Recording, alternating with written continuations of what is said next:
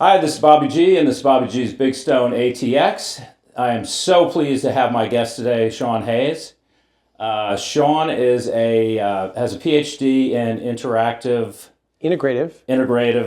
Physiology and neuroscience. physiology and neuroscience. And Shawn came to Austin about 6 years ago, and I'm so excited to have him as a guest.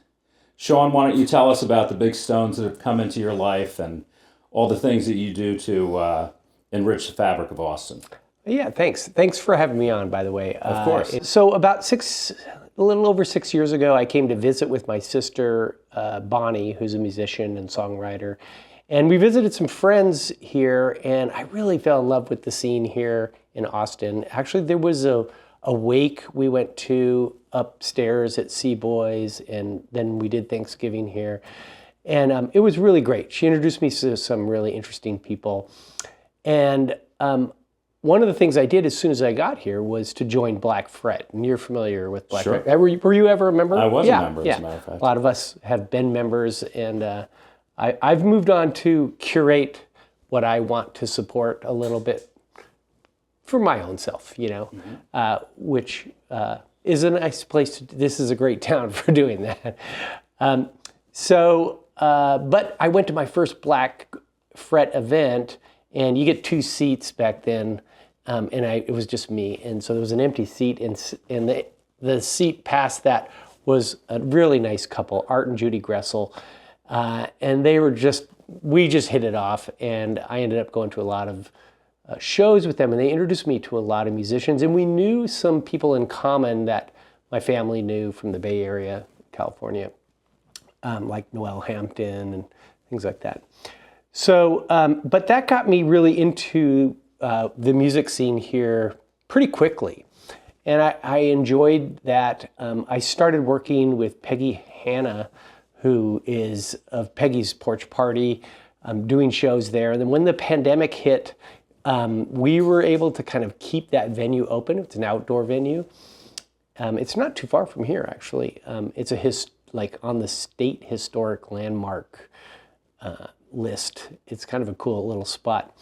But we were able to pay musicians and keep that open during the pandemic. And so it was really a cool thing to do. And then they expanded that, and Art and Judy opened their home, and there's a place called Peggy's on the Ledge, which is really close to here also, where they do shows. And these are great places for their house shows, and they give a lot of opportunities to musicians.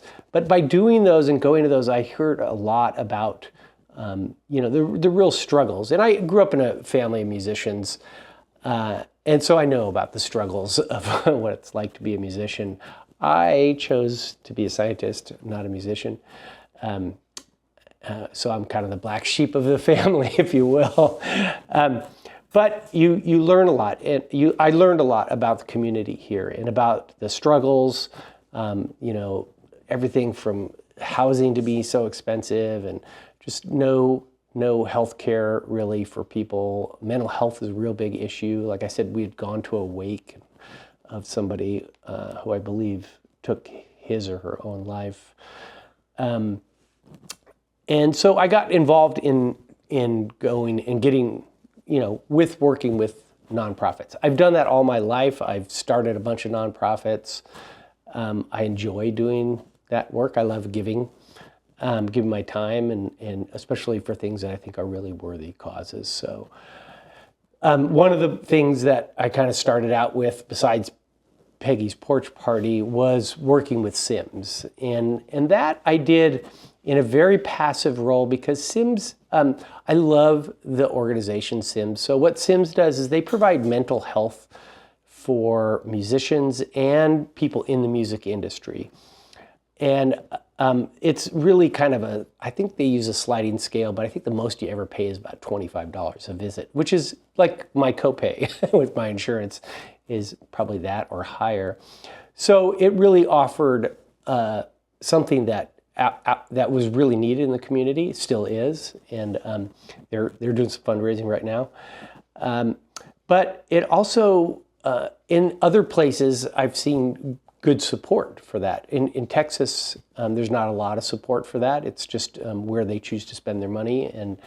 But SIMS is a great organization, pretty thinly run, and so anytime there's an opportunity to do a fundraiser, I do a lot of what are called matching fundraisers, where somebody will be raising money and I'll be like, hey, I'll match that dollar per dollar up to X amount of dollars or something. And so that became my model of kind of helping the different agencies in Austin to kind of get where they need to. My little part. There are lots of people do that. This is a town where it takes a village. It definitely does. I know that's a cliche, but there really is a huge community here, and I'm just a tiny little part of it. But I also got involved with HAM, raising some money for HAM. They have a better funding stream, so my heart was kind of with SIMS. When the pandemic hit, we really kind of saw the food insecurity issue with musicians because they lost their revenue. Most of the venues closed, almost all of the venues closed. And so it was very difficult. Even with stimulus money, I think they really struggled. So I've done a fair amount of fundraising with the Central Texas Food Bank, again, doing matching things. Anytime anybody has a Kickstarter, they would be like, hey, and I'm like, hey, I'll do a matching day for Central Texas Food Bank. And I also used to go to El Mercado all the time when I lived south, in El Mercado South, and to Gospel Brunch, which is a great place. If you've never been there, anybody who comes to town should visit that place and experience Gospel Brunch, because it's really a wonderful, wonderful thing. And the proceeds there almost always go to the Central Texas Food Bank. More recently, I worked with Kate Howard. I don't know if you know Kate. No, I don't know Kate. Kate is a fixture here. She's a wonderful songwriter. She's kind of eclectic songwriting, I would say, and she's super smart, and she's a punster. And so she does the O. Henry pun-off every year. She's fantastic. And that's a great thing that here in Austin, you should have her on the show to talk about the pun-off, because it's really great. I'll introduce you to Kate. But wonderful, wonderful woman. And she just started songwriting about 5 years ago and really has some great stuff. So I really love working with her, and she was working on an EP, and I said, I'll help you out with that. Let's do a fundraiser. And so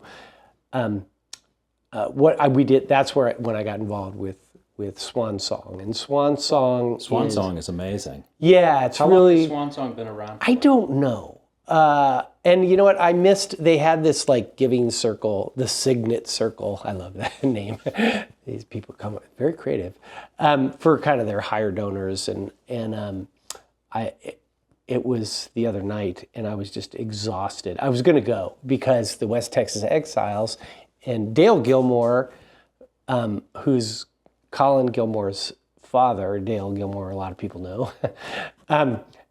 Well, Colin Gilmore, it's his band with some other guys, Eric and a few other people that I know. So Jimmy Dale Gilmore's? Yeah. Okay. Yeah, so his son, Colin. Okay. But Jimmy Dale played at the show the other night. I wanted to meet him because I've never met him. And so... George and I met him on a Southwest flight one time. Oh, yeah? Yeah. Yeah. So I thought that would have been a lot of fun. But I was exhausted because Mandy, my girlfriend Mandy, she, this storm was coming, and we thought, her trees are kind of a little overgrown in the front, and I'm like, we need to trim these trees. She wanted to trim them. Because last couple of years ago when the ice storm came, she called me on the phone. I could hear the branches breaking over the phone. And we didn't want to go through that and something go through the house roof or something. So I spent the day trimming the trees, and fortunately we didn't have to worry about the ice storm. We got just snow. Not too bad. But so that was just the other day. But it's a really wonderful organization because they hire musicians to play requests for people who are passing, who are ending their journey here and moving on to the next journey, whatever you believe in. But it's a really, I think it's a beautiful thing because music is universal. Music is the language we all know without trying. It touches all of us. I mean, if music doesn't do anything for you, I think something happened to you during childhood that wasn't good, because it touches us all. I can't imagine it not. I mean, you think about how a song will just take you back in time. Absolutely. With, just boom. Instantly. I mean, I remember doing the twist I can remember the actual movements I was doing in San Francisco in like 1971, upstairs in our living room, which was our kind of like playroom. There were 7 kids in my family, and so it was my mom and the 7 of us, just kind of making it work. Well, I hope you go there because your history is amazing. Yeah, it's a pretty fascinating thing. So my family, my dad kicked us out basically and moved another family into our house, and we lived in Visalia, California, in the Central Valley, and we were kind of given the choice to go to LA or San Francisco, and my mom picked San Francisco, which was great. I mean, it was... So this is 1968. Yeah. And she rents a house across from Golden Gate Park. A House. My dad did I believe he gave her the money to put like a $4,000 down payment on a $44,000 house, which probably is worth about $10 million now. It was in front of Golden Gate Park. So, you look out and it's... In San Francisco, they were flats, so we owned the whole building, so it was 2 flats. So we had 2 kitchens, 6 bedrooms, 4 bathrooms, 2 half baths, 2 dining rooms, 2 living rooms, and then the bottom floor is a garage, just enough to barely get 2 cars in, but then behind that, underneath the rest of the building was a basement. And that basement became our studio. And so we had boarders. We took on boarders pretty much from day one, because we had people coming up from Visalia, friends, and people would live with us or stay with us for a while. And it was some of the bands that people would know who came by. Oh, you said. yeah. Musicians from all ilks would come by. And my brother even played, he played with Jerry Garcia when he was in town with Merle Saunders. But You said the Jefferson Airplane. Jefferson Airplane was just down the street. It was when they were airplane, not jet. Okay.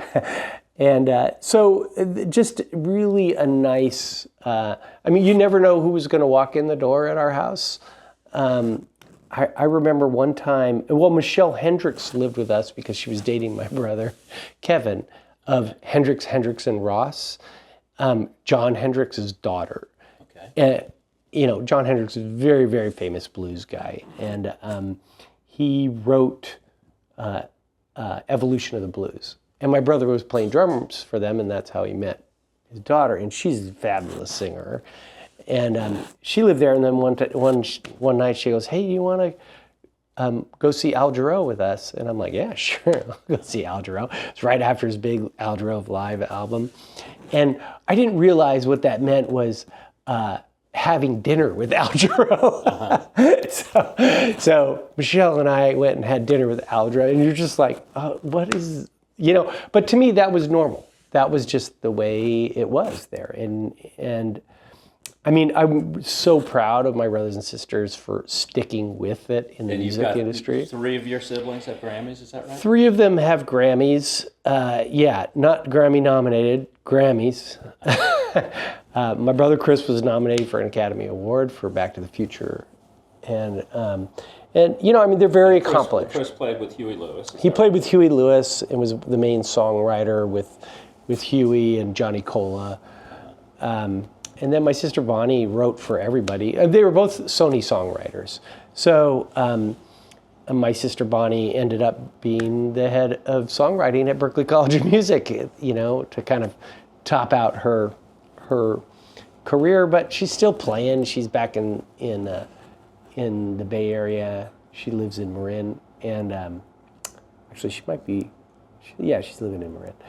And but she has a great band called Mystery Dance, which it's got some great old musicians who have been around and played with everybody. So it's a really tight band. My brother Kevin, who's a drummer, who's been on hundreds of albums, played for Robert Cray for 20 years, and just that was he still plays. He plays with Roy Rogers, the blues guy. I don't know if you know him. He's like a Delta blues guy, and that's what he's with now. But so she's still doing her thing, but she's retired, so now she doesn't have to work at Berkeley. But I think she started a new master's program there, and she can't stop working. None of us can stop working. We're all workaholics. So, but growing up there was really an amazing thing. My mom was like, hey, she worked. She was a dental hygienist, so she worked every day. And there were 7 of us, there were 7 chores, and there were 7 days of the week. If you're any good at math, you can figure out the matrix there. And that's how she taught us to cook. Like Monday nights, like there'd be a note for me. It's like brown the ground beef and do this. And then she'd come home, open up a glass or pour a glass of sherry and teach me how to make spaghetti or whatever that was. And she did that with all of us. It was really great. So it was but we had to make our own meals otherwise when we were kids. And we had a big jar of nickels to take the bus. So that's how we got around. San Francisco had a pretty good bus system back then. And so it was a really interesting place. We had the freedom to go do what we wanted to do. And I'll tell you a little later about like what that freedom, how that changed my life. Okay. But it gave us all the currency to make mistakes, learn from our mistakes. I watched my brothers and sisters make a lot of mistakes, so I got extra currency. I got to learn from their mistakes, which was wonderful, But I also, would tag along, like I think I was telling you the other night, we'd end up at Keystone Berkeley or something, and because they don't serve food there, or at least back then they didn't, I had to stay on the stage and I would just fall asleep behind the monitor because I'd be pretty late, and my mom just didn't want to be having to take care of, keep track of 7 kids. So, and anyway, it was pretty, and so we used to practice in the basement all the time. We had, and actually that thing I sent you from Jimmy Nadell. Yeah. Jimmy Nadell was my piano teacher. Okay. And he traded room. I think he lived with us for a while. Tell everyone about Jimmy Nadell. So Jimmy Nadell. He's a very impressive guy. He's an amazing guy. Yeah, he's an amazing guy. And like this is who I took piano lessons from, which just cracks me up. But Jimmy and he went to Stanford. The stones that got dropped in your life that caused a lot of ripples. Yeah, and there are like 3 or 4 that are worth mentioning, and Jimmy's definitely one of them. Jimmy, when he was living with us, and I didn't even know this till I heard the podcast, he was at Stanford. He was going to Stanford as a musician. I know he was going to music school somewhere, but I didn't know he was at Stanford, which kind of blew me away. But he started a group up there, and it's now known. You can just Wikipedia it's the Stanford Jazz Workshop. And so he started this kind of because there's so many different approaches to jazz. And so he wanted a place for people to talk about it and exercise it and practice and learn from each other. And that really became, the Stanford Jazz Series, which is the concerts that go along with that. And at some point they invited Stan Getz to, I don't know if they invited him to play first or what, but Stan Getz ended up becoming part of the workshop and he became faculty there, which I didn't even know that Stan Getz was faculty at Stanford. It's an amazing thing that Jimmy did. And he put all this together and he played with everybody. Like, he tells a story about Dizzy Gillespie. And I had met Dizzy in school. Dizzy came to my middle school he came to my elementary school and played and talked to the kids. I mean, that's San Francisco. Like, just like, when I think back about it, I'm like, wow, that is just... What an amazing place to grow up. What an amazing place to grow up, right? And amazing teachers we had. You know, it was crazy. The whole thing was crazy. But Jimmy, you know, was just a great guy. And you know, now he's, you know, they're doing a documentary on Netflix about Stan Getz and Jimmy and those guys. And so really fascinating kind of place. I don't know, how did I get to any words or any things that he used to say that would that stuck in your head? Well, he gave me, like, well, we had what's called a fake book, right? And it's all the standards. And so he's like, just stick to the blues. So, because I'm left-handed, so, you know, having a good, strong left hand was good for me.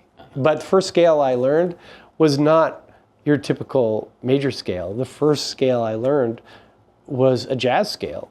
It was a blues scale, really. And so, you know, I mean, but he like encouraged, you know, I mean, the guy was just trading lessons for space. But he taught, like, I think, I'm not sure if my sister Michelle took lessons from him, but my brother John and I both took lessons from him. And which I think we still have that piano somewhere in the family. So it's been moved around a lot. But great, you know, a great experience. And that's just kind of one of the seminal people. And that changed my life. You know, it actually, what happened was that taking piano lessons from somebody really good like that made me realize that I kind of missed the boat a little bit. Well, when my family was together, my whole family, my dad, everything, kids, the older kids started younger. I'm 6th of 7. And so I didn't start till a little bit later. How old was that? I think I was about 5 or 6. And but they started younger. I mean, I have a picture of my brother Chris sitting at a piano, like in his diapers. And I don't think it was staged. So, but they had also started to make it. And, you know, it's like the 10,000 hours to put in, you know, how many times can lightning strike in one place? Well, apparently 3 or 4. So, but my little brother John made it, you know, I mean, he's pretty skilled songwriter and has done stuff. Like, he did the Banger Sisters soundtrack, part of that with Trevor Rayborn from Yes. And, you know, they're all of them. Everybody went into music, they're like highly accomplished. But everybody who didn't is also pretty accomplished, you know, like, so. You're no slouch yourself. You know, I work hard at what I do. We all worked hard, but my mother gave us that freedom. It's like, you can F off, or you can be serious, or you can do whatever you want. She never told us you shouldn't do that. You can't do that. My mom never said that to us, ever. Like, she was a saint. Saint mom. So, and she was a saint to a lot. She was a mother to a lot of people that came through that house. I bet we had, over the years, we probably had 20 or 30 boarders who lived with us. We even had a prostitute once living with us. She didn't do her tricks there, but, you know, prostitutes gotta live somewhere. Yeah. So she ran into a room for a while. I'm not sure, you know, how long that was. I just remember it. But we had some weird people. We had some great people, you know, and you learn from all those people. So, but one of the other things about that house, and it's funny because my sister Bonnie and I keep talking about writing a book about the house, because it was a center for a lot of things. But it was also a great place in a great spot. You know, you could go down to Ocean Beach. You know, the Cliff House was there. The Fun House was there when we were before it was torn down. What was the Fun House? It was like an outdoor amusement park, like right at the beach in San Francisco. Okay. A lot of people don't even know it ever existed. But in Golden Gate Park, which is 5 square miles, it's huge. I mean, it's like, you know, might as well be wilderness. to a 6-year-old or an 8-year-old. And we were going as we were kids. Like, my mom was just like, don't get hit by a car going across the street. That was the rule. And be home by dark. So my brother John and I especially, we started going over to the Academy of Sciences. And this actually kind of goes into another person who actually probably had one of the most profound effects. And I don't know the guy's name. There were 2 of them, actually. But so we used to go and we would hang out, and it was really cheap. It was like $0.25 for kids to get in. And so we would go to the California Academy of Sciences. They had like this hall of all these dioramas of all these different animals. Like, here's East Africa, here's, the Rockies, they had all these stuffed animals and things. And then they had a wonderful aquarium there with everything from amphibians to fish to an open pit with crocodiles and alligators in it, people throwing coins at them. So we would go there, and I think the guys noticed us coming all the time. Like, we would go all the time. Because, it was music, television, or Golden Gate Park. And so we like to go to the park, and we like to go to the California Academy of Sciences. And it's a very famous place. But they had this program called the Junior Museum. And, well, at least that's what they told us. And so, but these guys, they're like, hey, you could join the Junior Museum. So they took us downstairs into the bowels of this, very prestigious museum. And we were given carte blanche to basically look into any drawer we wanted to. So he said, if it's unlocked, you can open it. And so that began like an incredible exploration of animal specimens.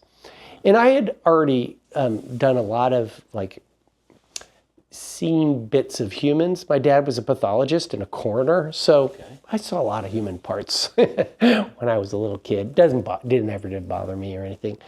But I spent years downstairs in that place learning about all these different things. And I'd hear about something like on Wild Kingdom, and I'd go and try to find it, in the drawers. And they pretty much had everything in there. The place has over 4 million biological samples. So it's an amazing place. And I think there's some really famous scientists who kind of went through there at different points in their career.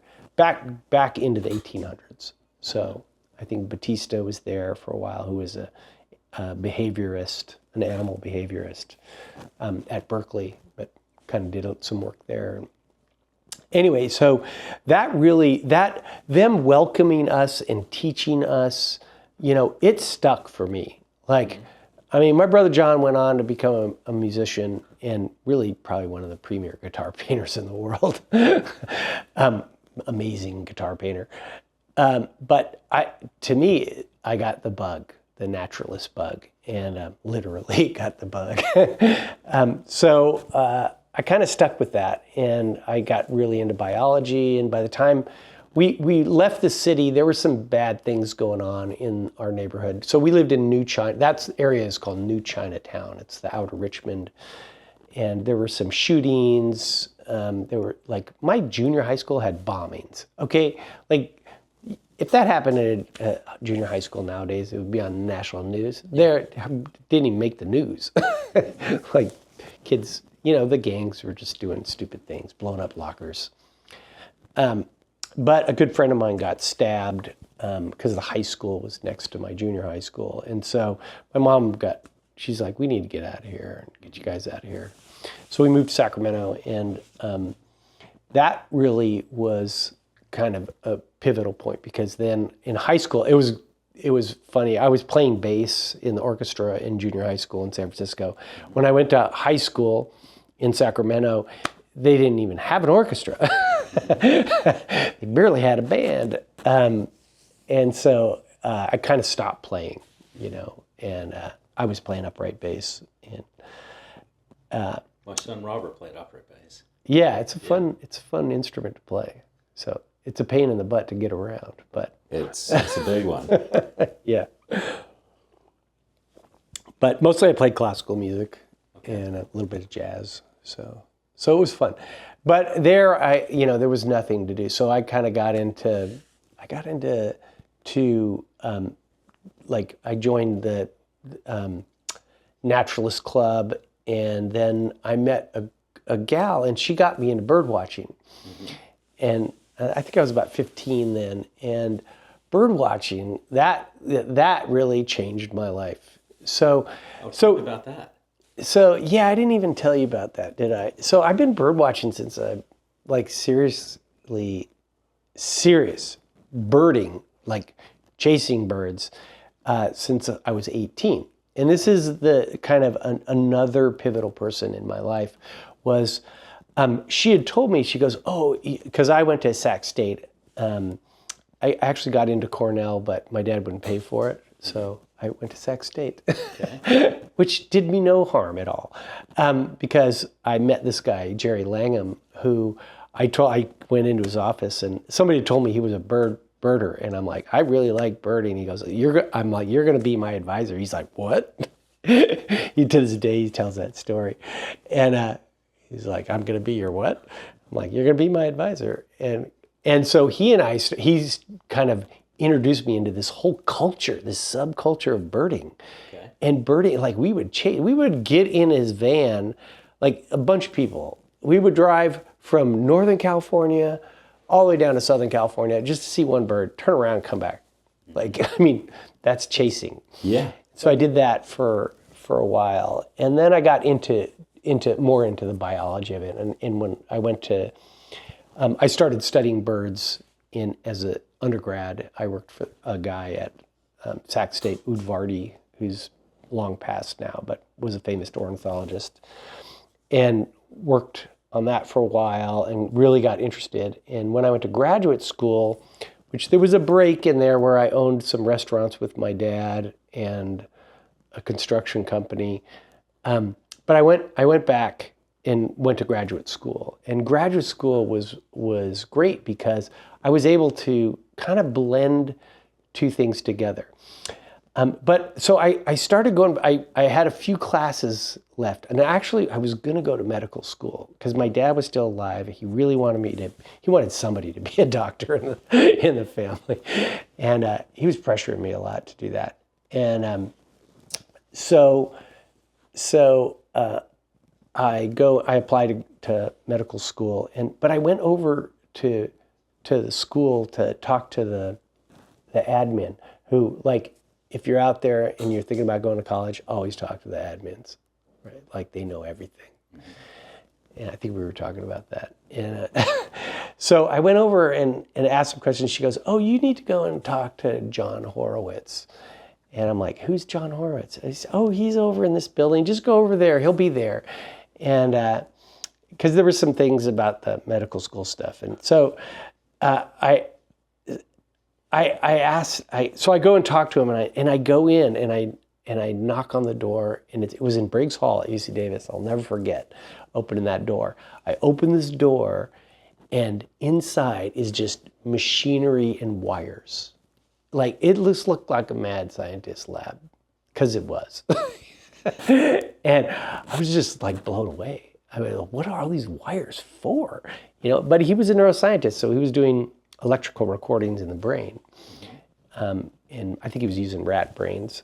And so I started talking to him, and that guy talked to me for 4 hours. And he talked me out of going to medical school and into going to get my PhD. And he goes, I think you should be a physiologist or a neuroscientist. And I'm like, how about both? He goes, yeah. Because I love the brain, I love the idea of working on the brain. But I love just my knowledge of the human body, from undergraduate, from my dad, being a coroner, and it seemed like a really good place to not go to medical school, but to do that instead. And he made me the deal. He's like, look, we talked for 4 hours. He goes, look, if you can get me, he gave me a list. He goes, I need your transcripts. I need this. I need that. I need this. And he goes, it was Wednesday or Thursday. He goes, I need them tomorrow so I can submit them to the committee, but I'll guarantee you a spot. in graduate school. So I didn't even have to go through, like, here's a guy who didn't know me from Adam's off Ox, and he's offering me a position, like, after 4 hours of talking to me. And so John's still alive. Actually, I'm going to go out and see him pretty soon. And he was like, I will make sure. And I'm like, well, how are you going to guarantee? He goes, well, I'm the chair of the committee. So literally the following Tuesday, I get a phone call from the chair of physiology. He was the chair of the admissions committee. I get a call from the chair of physiology, Martha O'Donnell. Never forget that call. She's like, Mr. Hayes, we were hoping that you'd consider coming to school here. Like asking me, like it would be some honor for me to go to school there. And so I'm asking her questions and I'm like, so wait a minute, you're gonna actually give me a stipend and you're gonna pay my tuition instead of, like, medical school back then was pretty cheap at the UCs if you were in-state tuition. But to actually get paid a stipend and your fees, and all I had to do was teach 2 quarters a year, and actually I only ended up teaching 3 quarters total, because I got my own funding, so it was really a mind-blowing thing. And so I decided to take that offer and forget about medical school, and so that was that, and I spent the summer taking a few classes prerequisite classes that I needed, and doing tile work to make ends meet on the side, and so it was a really interesting experience. When I got there, I met this other guy, Steve Jinks, who I haven't stayed in touch with very well, but he and I both took we decided to take, so when you go to graduate school, you take a core curriculum for like 2 years, and your first year is really heavy. So we decided to take the core curriculum for both physiology and for neuroscience at the same time. So like we partnered up, and it was the longest, that first year was the longest year of my life. I think I read 400 scientific papers in 1 quarter. The first quarter was hell. It was just like, it was the most brutal schooling I've ever had. Yeah. So it was crazy, but physiology is kind of the well-rounded of the sciences in the biomedical, thing. And then to pair it and learn it at the same time as neuroscience, really, it gave me a window into kind of understanding what kind of research I wanted to do, which would have taken me years to figure out if I hadn't done that. So it was really fortunate that he and I met, and another point. And it was like, it's like, chick, I just pivoted to the left a little bit then. Now I'm doing both. And so I decided to go ahead and do that. And so what I did was I found this, you do rotations in labs. And I did one in the lab of scientist Gabriel Nevitt, who studied olfaction in fish and in birds. And I'm like, birds, this is awesome. So I joined her lab, and I thought I was going to do my PhD in there. But it's, funding's always an issue. And I had a funny feeling that it probably, I had 2 kids already, a house payment, and I'm like, I need to get through school quicker than 8 years, or 5 years, or 7 years. So I did my dual PhD basically in neuroscience and physiology in 3.5 years. Wow. That blazed through. But I got to work with her. She is a fantastic scientist. And she introduced me to Peter Marler, who was Jane Goodall's advisor. Oh my God. Yeah. So I got to work at the Institute of Ecology at UC Davis, and worked on bird calls and predation calls. I had a pet vulture named Balzac, and I would take my son out and we would do experiments. We'd go and round up roadkill. We'd go out early in the morning on Saturday morning, get roadkill, put it in this ice chest, and then we would do blinded experiments for the birds. They couldn't see it. But we were testing to see whether turkey vultures used their olfaction to find their food. And? Whereas black vultures they can't smell a thing, Okay. But vultures, yes, and they do. So most of the New World vultures, with the exception of the black vulture, use olfaction to find their food, but they also use vision too. Mm-hmm. So, but they'll turn if they smell something and kind of circle back. And so it was really cool. And so here I got my 7-year-old son, like, You must have been loving that. oh my gosh, it was the best. We built these boxes in the garage so the animals can't see in them, and put a fan in them, and like, so it was the best. And so, and he's a Renaissance man. What is he doing today? He runs a server farm from his ranch. It's not a ranch, it's a forest up in Northern California in the Tahoe National Forest. So really great. And I mean, I'll send you a link to his Spotify. He's a very good musician, songwriter, different little, not your Austin kind of music, not Americana, I will say. But he does everything. He does everything, and they're both my other son is an astrophysicist and planetary scientist who now creates video games. Really? And he's a digital artist, and they're both super smart. They do whatever they do what they want to do, and I don't feel like they're the best. Did you use a lot of what your mom taught you to teach them?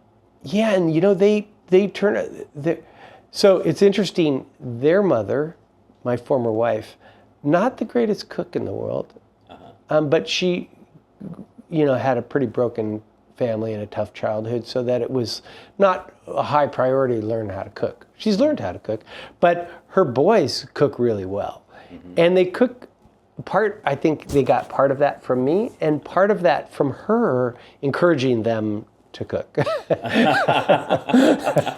So probably for not wanting more tuna casserole or something like that. So, but they're both very good cooks. But they're also, you'd love them. They're very different, very completely different kids, but awesome. Yeah, that's interesting, right? Yeah. The three of mine are different, and and you're like, did these kids come from the same parents? No, they did. I've told this story about how I, thought I was such a great dad, and it's like, you have the next child, and like all these different things pop up, and you're like, oh my God, I didn't have everything solved. Yeah, no, and whoever says they've got everything solved is lying to themselves and the rest of the world. Certainly lying to themselves. Yeah, the rest of the world may be keenly aware. So, anyway, I kind of forgot where I was. Oh, so I ended up going to. I went to a few other. I worked in a pain lab for a little while, and then I took a seminar class from this guy Mark Kaufman, and who's a very famous physiologist, and he's like, hey, I'm looking for somebody to work in my lab. He goes, but it can't just be anybody, and because we worked on animal models and specific ones. I don't really want to talk about it. I've that part of my career has passed, come and gone. But it was essential work, and like work that has gone on to lead to treatments, to ideas. It was serious basic science in the autonomic nervous system, and we were a very serious lab, and he had tons of funding. Break that down for someone. Yeah, so all of us have heard of the sympathetic nervous system, probably, and so the autonomic nervous system really is a collection of there's the sympathetic nervous system, the parasympathetic. So sympathetic is kind of like, it's the gas pedal, and the parasympathetic is kind of like the brake pedal, but we also have like this whole brain almost in our gut, right? And then the immune system is attached to that as well. So the autonomic nervous system it's the control system. It makes you breathe and you don't have to think about it, right? You know, it adjusts your blood pressure. Like when I stand up like this and go off screen, if I didn't have an autonomic nervous system, I would faint because all the blood would stay in the bottom half of my body and nothing would be in my brain, and I'd go out cold. But that's what controls that. And controls so many functions in our body. And every year, like back then, it was like, well, it's kind of a pigeonhole area to be a scientist in. Now, it's like everything's controlled by the autonomic nervous system. So little more, they give it a little more credit than it might have, or not enough. Hard to say. We keep discovering things every year on the autonomic nervous system. So I finished out my PhD, and my mentor, Mark, he's like, all you have to do is publish 3 papers, and those are your 3 chapters in your thesis. He goes, I'm not going to make you do any more than that. He goes, but yeah, they have to be published in peer-reviewed journals. Like none of this hokey pokey, like you're going to sit and write for, he goes, your writing is writing those papers, and I'm going to teach you how to write because you write crappy. That's what he told me. And he was right. He did teach me how to write. And so I was really grateful. And but then, he got offered a job, so I had to kind of follow him. Academia is a tough place, and I had gotten my own grant while I was working in another lab. After I graduated, I went and did work at the Center for Neuroscience at UC Davis because I didn't want to move my family around a lot. So I worked for this guy Ed Jones, or Ted Jones, we call him. Who's very super famous neuroscientist, like world-renowned guy. He's passed away, but I worked for him for a couple of years, building some special equipment and doing neuroanatomy and genetic basis of schizophrenia and bipolar disorder. So I worked on human genome type stuff and Human Brain Project, and then I got a grant off of my PhD work. And so I'm like, hey, Ted, I gotta go because they have to give me a faculty job now. And so I got my first faculty job at Davis. But it was what we call soft money. I didn't have any, it was all my salary was paid off my grant. And so, when Mark left, he's like, you can come with me, but you only got 1.5 years worth of funding. So I went with him to Penn State. And I didn't really have much of a choice. I looked around, like teaching jobs were half the price of what I was getting, so I ended up going to Penn State and working there for a while. And then the budget for the NIH got cut really bad when George W. Bush was president. There was a couple years when the Republicans were controlling Congress and George W. was the president, and they just slashed the NIH and the NSF budget, the National Science Foundation and the National Institutes of Health. And so there was like, you're not going to get any more funding for 5 years at least. And so my boss, he just said, you need to go and find something else to do, and I recommend you go into industry because they pay really well. And little did I know he was right. But I thought it was going to take me forever to find a job. And then 6 weeks later, I was moving to South Carolina. And my first industry job. Kind of fast forward, how are we doing on time anyway? We can... What are we at? We're over. I think we're doing right on. Okay. We're in good shape. Okay, good. Sorry. I was having such a good time, it didn't matter at all. Yeah. I ended up going into industry, and I did that for a while in big pharma. I worked for Abbott, which is AbbVie now, and then I worked for Amgen. But I did a stint in nonprofit on an obesity, working for a nonprofit as childhood the chief. Obesity, right? Yeah, and actually worked in teen obesity because there were tons of people working on little kids, but they were like, you can't change a teenager, like you'll never be able to move the needle in teens. And it's like, well, wait a minute, I could pretty much remember being a kid when I went to high school, and then when I left, I was an adult. or at least I thought I was. And I said, I think that's where we can give kids the power to make decisions for themselves. And we can empower them, and we can teach them, and teach them basics, and let them make their decisions, and let them make the change in their communities. So it was really a great program. We did this whole thing where these kids, it was called YLAR, Youth-Led Action Research, that we had these projects. And they came up with the projects. Like, how are you going to make your community better? Like, you complain, like, then fix it. Like, the adults aren't going to fix it for you. So they would go off and do the strangest things, but doggone it, man, they worked. And met a whole group of other people. And that's actually how I met Bob Dylan's son, Jesse Dillon, who is not in the family business. But he was in the, what would you call it, the cause marketing. He works for a company called CDK. What is cause marketing? The D is Dylan. Cause marketing is where, like, you have a cause, like charity water. There's a big, charity water. They bring water to villages.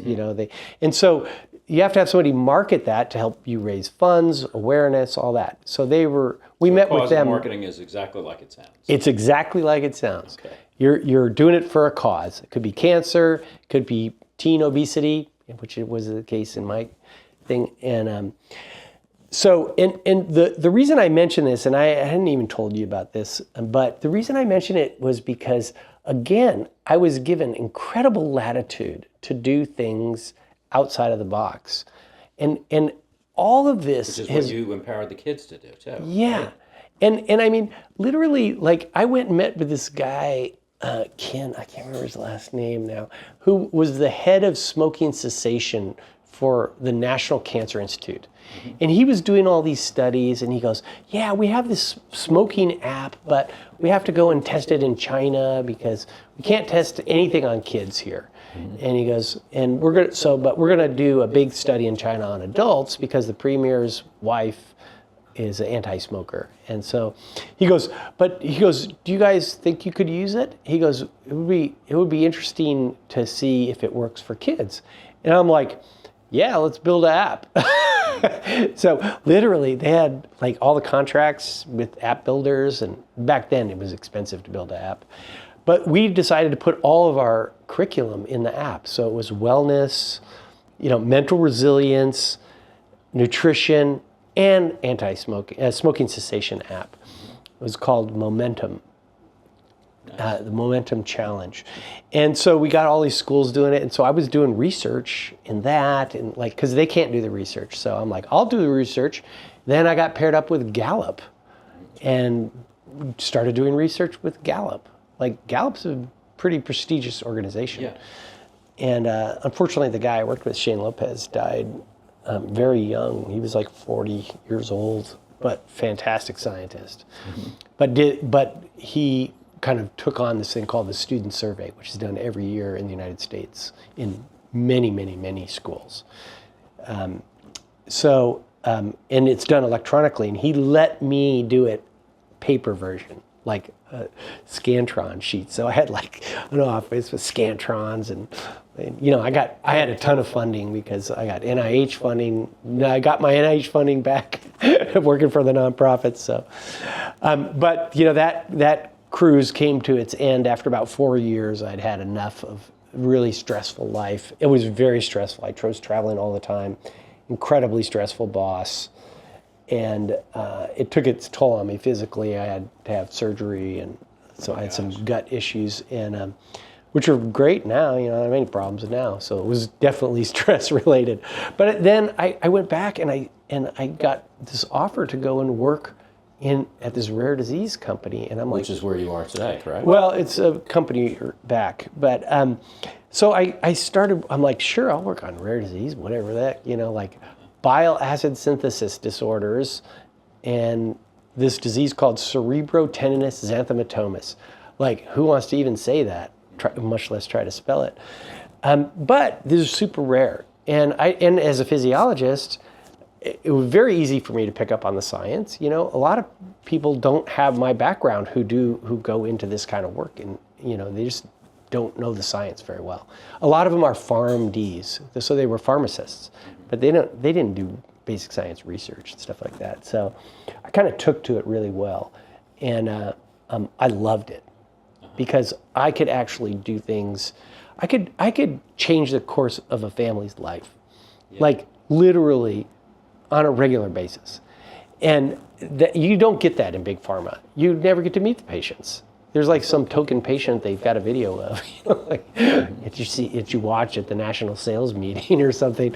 This was dealing with families, going and talking to advocacy groups, talking to physicians, teaching them how to diagnose. I helped develop genetic testing programs for these diseases. To this day, I work on genetic testing programs. I'm not a geneticist, but I know a lot of genetics, and I keep up on it. And I've probably run or worked on I think I'm on my 7th or 8th genetic testing program now. And to find different diseases, find different ways to find these diseases. So like one of the diseases that I worked on, the kids got cataracts in both eyes after birth, but really young age.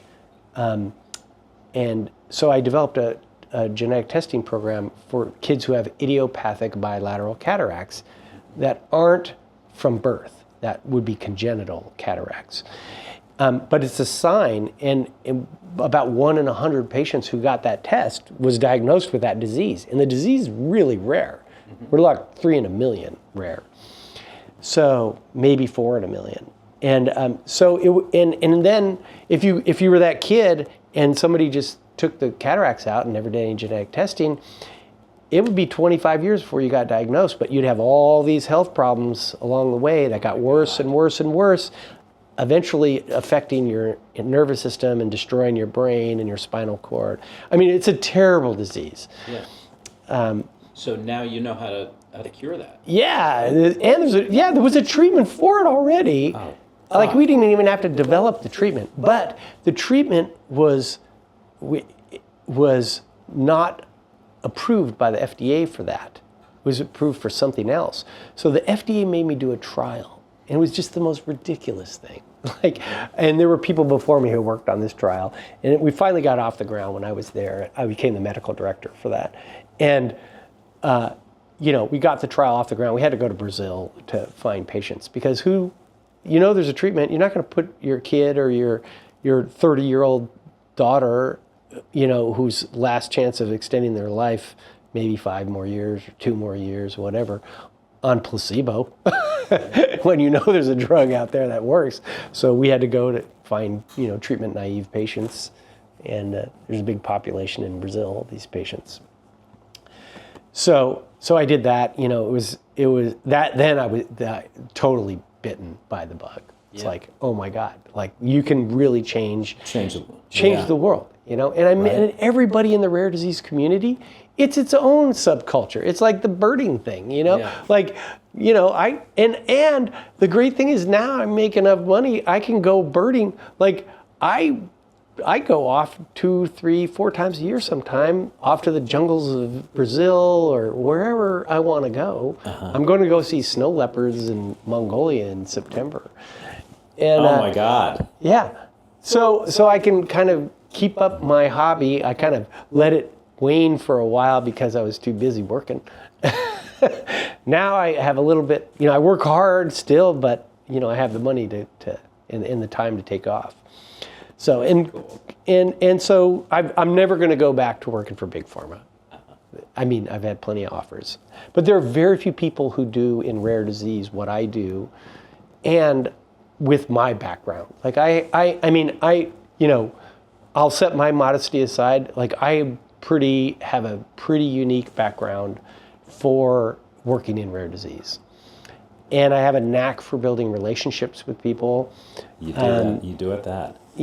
I can speak to anybody's level, anybody's politics. I can wiggle my way through the toughest conversations without getting too scathed, which I think's an art. It's my form of music. So, but anyway, it's been a wild journey. Now I'm working on immunological disorders. So remember the Bubble Boy movie with John Travolta? So that's SCID, severe combined immunodeficiency. I work on a disease called APDS. It's a form of CVID, combined variable immunodeficiency. But it's a very serious disease. About 30% of the patients get lymphoma, and pretty young age. The mean age for lymphoma, I think, is probably in the teens. But this disease they have it from birth. It's a genetic disorder. And we can test for it. And we're testing like crazy, So, but it's trying to get the doctors to test. And, they don't, like immunologists didn't believe in doing genetic testing very often. We've changed that. The company I work for has changed that. And they've embraced it. And it's great because we're finding more patients with diseases. And the secret to finding patients, so this is 1 to 2 in a million. Why would a doctor be like, well, let me test for that? They don't even think about it. They don't even know about the disease. But we put 700 genes on that panel for all of the known primary immune deficiencies, all these immune disorders. So now it's a tool for them to use. Yeah. And this is the idea behind these panels. Like the first one that I worked on was a cholestasis panel, which is like cholestasis is what you get when your liver gets a little funky. You're having liver dysfunction. And so we put every known gene on there. At the time, there were 77 genes. And I did this at with Emory University. A guy there named Saul Carpin, great pediatric liver doc. And so we developed this. It was like the first of its kind, like none of the companies were doing it. So we offered that it's like, well, the docs are like, well, it's too expensive. That would be a $10,000 test or a $5,000 test. Like, you don't have to pay for it. And you don't have to get a prior authorization for it. We're just going to pay for it. But these are the qualifications for your patient to get the test. And so if anybody met those, then they could get the test. And it's a model that has moved forward, and now it is the main way to diagnose kind of these cryptic patients that they just don't know what's wrong with them, is genetic testing. Now we're getting to the point where genetic testing is affordable and insurance companies are starting to pay for it. But it's been a great tool, and the patients are really grateful. But if you have 700 genes on there, you got a much better chance of finding a disease than if you have one gene on there. Sure. So we don't like single gene testing is if you get if you have a really high suspicion, or you do a screening test and said, hey, this kid might have that, then you could do a single gene test. It's about the only time people do single gene test. Or if a parent has a disorder and they're like, oh, let's test the kid to see if they have that same genetic disorder.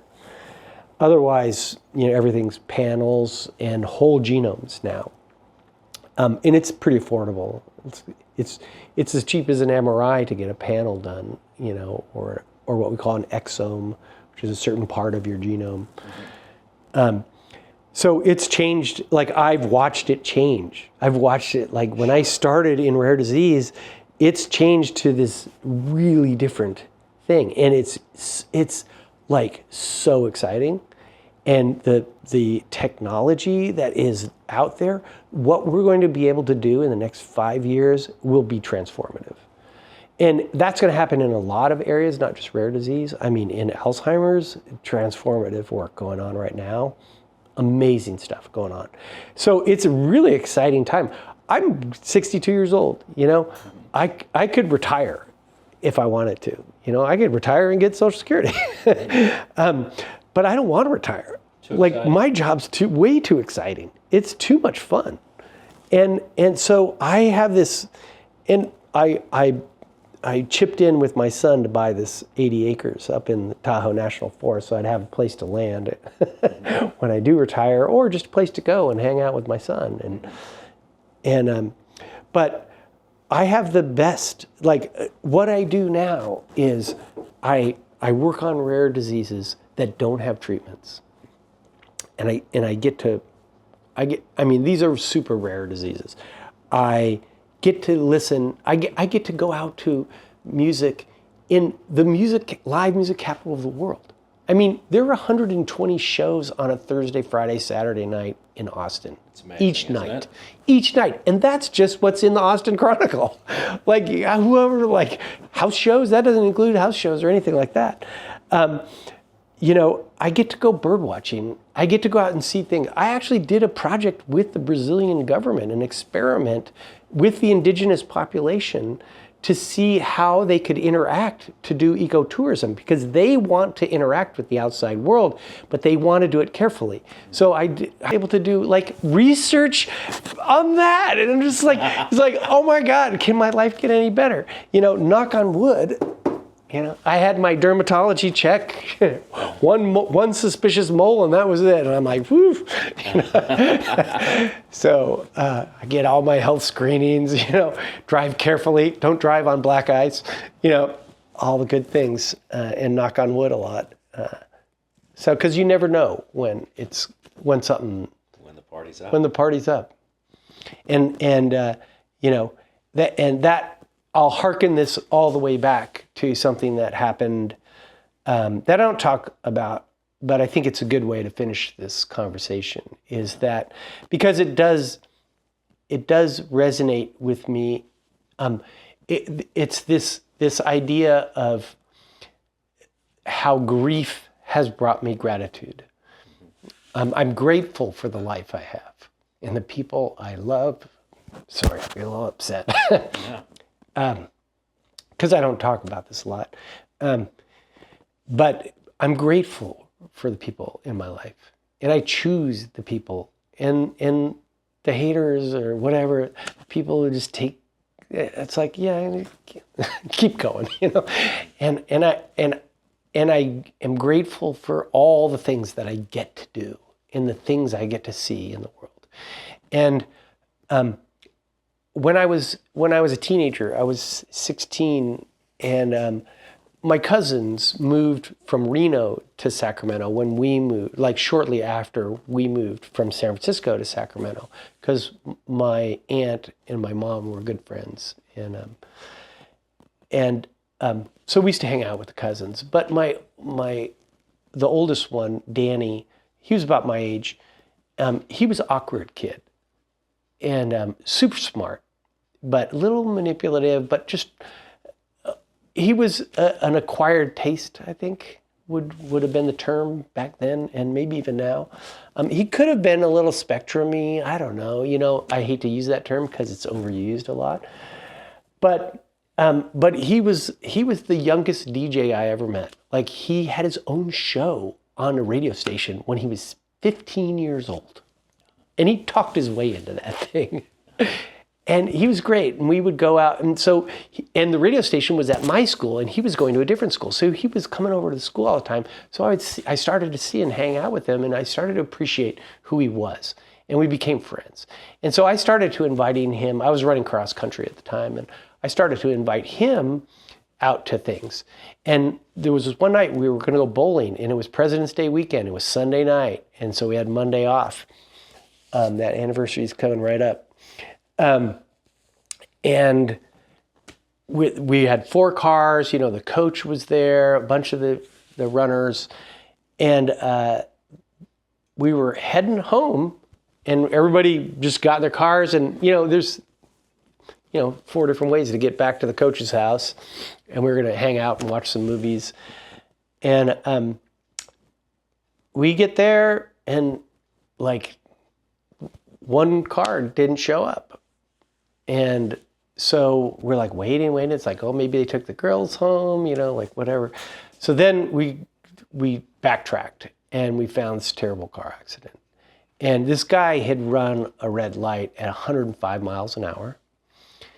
And he killed my cousin. He killed the driver of the car my cousin was in. He killed the girl who was in the front seat of his car, who was a friend of my cousin's, which is so weird. Like, how was the irony? I mean, it's just bizarre.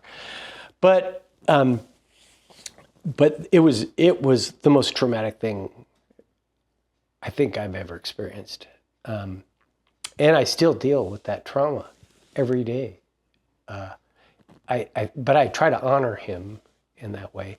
And his mom, it was really hard for all of them, but his mom, this was not the first bad drunk driving car accident, especially in Sacramento. And if you look up Mothers Against Drunk Drivers, you'll see it was founded in Sacramento. And it was the final straw. And so my aunt was one that she helped. I can't remember the woman, her daughter was killed like 2 years before in a drunk driving accident. And so she was one of the founders of MAD. Wow. And it's why it's like, I don't know, there's so many things. Your life in the world can point you in so many directions and tell you and keep telling you, like, just don't do that or do that. And so I've learned to listen, like listen hard to what the world is telling you, and to be grateful for that. Because if you listen well, you can hear a lot, you know. Amen. So with that, cheers. Got any questions? Not at all. Shawn, thank you so much. And one more thing. Yeah, so one of the, kind of the main reason we started talking about doing this was, I was telling you about Tunes for Tots, which is an Austin institution. It is the Toys for Tots, but put on by musicians, which I think is awesome. It's very Austin. And so this is like the Toys for Tots that you see the Marines doing. And the Marines come to this event, and so does Santa Claus. Of course. Legit, he comes. And but it's done at Guero's, at the Oak Garden at Guero's. They generously give us the space every year. And there are bands that play. So we have several bands that play during the course of the day, and that changes from year to year. It's been, I think we just finished our 13th year of doing it. I have done 5 or 6 of them now. And Jimmy Acevedo, he's a sound guy. He used to be a national guy, big touring sound man. But he owned Franklin's. He was one of the partners at Franklin's Barbecue. Franklin's? Yeah.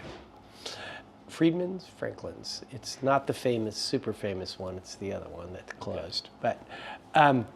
But Jimmy just loves putting this show on. And the Twiggers, who own Heritage Boots, are some of the folks. There's a few other people. There's I can't remember what other business I was going to plug there. But anyway, so we put this thing on. We spend a few weeks kind of prepping for it each year, and then the day before we'd we'd get everything ready, and then the morning we spend the whole day setting up, and then at noon we open up at Guero's. And there's no charge to get in. You just need to bring a toy, an unwrapped gift, to put in the box, in the Marines box. But the bands play. They usually start playing around 12:30 or 1 o'clock, and they go until the end. And the end is the great part, because you never know who's going to be showing up in the middle, but we know who's coming in the end, and it's School of Rock. And what I think it's fabulous, because my kids both went and did, did they both do it? Did like rock camp or music camp in Sacramento, and it was a wonderful experience. They got to record. And School of Rock is a great institution, really gives students an opportunity, but we give them an opportunity to put on a really great show. And they play for a good hour and a half, and they usually end up with a B-52 song that I won't say, just so I don't ruin it for anybody. But you all should come out and see it. It's a uniquely Austin institution. Now somebody did copy it this year. Somebody else in Austin, some hotel, but I don't think they're gonna last that long, because we're the real authentic Tunes for Tots. And they let me be in it just because I got musicians in my family and I support musicians. But most of the people in it are musicians or in the music industry. So it's really a wonderful thing. Our goal is to get as many toys and raise as much money as we can. We have raffle off items. We don't auction things off, so that way anybody who buys a raffle ticket has a chance of winning. In an auction, you got a autographed Chris Isaak guitar where he did his all hand artwork on it. Somebody very well off is going to buy that, and the average Joe isn't going to have a shot at winning that. So we like to even the playing field, and we do it as a raffle every year.